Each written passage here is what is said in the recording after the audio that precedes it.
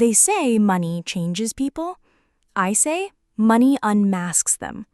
The day Mark inherited $7 million, I knew my marriage was already on life support. I just didn't realize he'd pulled the plug so quickly. For the first week, he floated around the house like a man rehearsing for his role as a millionaire. New clothes, endless phone calls, conversations that started with we and slowly morphed into I. Then, one night over dinner, he said it. I think we'd be better off apart. No anger in his voice, just that casual detachment people have when they've already decided you're a footnote in their success story. I didn't argue. I didn't beg. I just looked at him and thought, you have no idea what's coming. The divorce was clean on paper.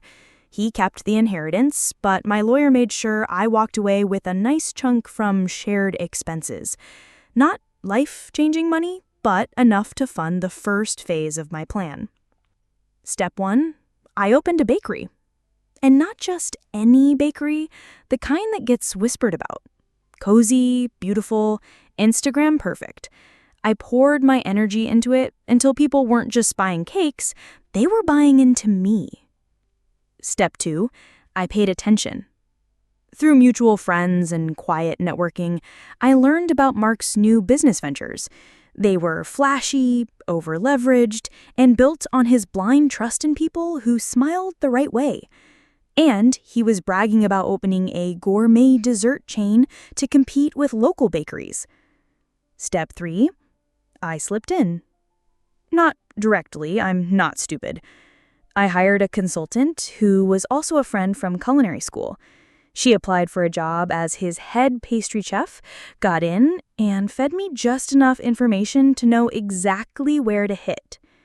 The openings were obvious.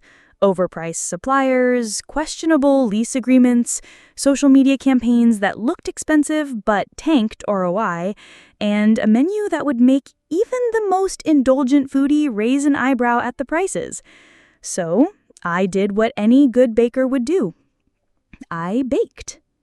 I launched a limited edition line of desserts identical to his planned signature items weeks before he could roll them out.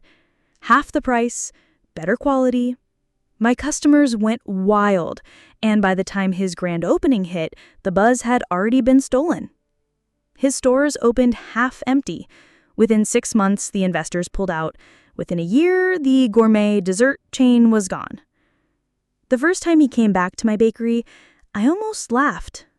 He looked older, deflated, like someone who lost more than money. He'd lost the story he told himself about who he was. He ordered a slice of cake. "This is really good, Anna," he said, almost reluctantly. "Thanks, Mark," I replied. "You can pay at the register."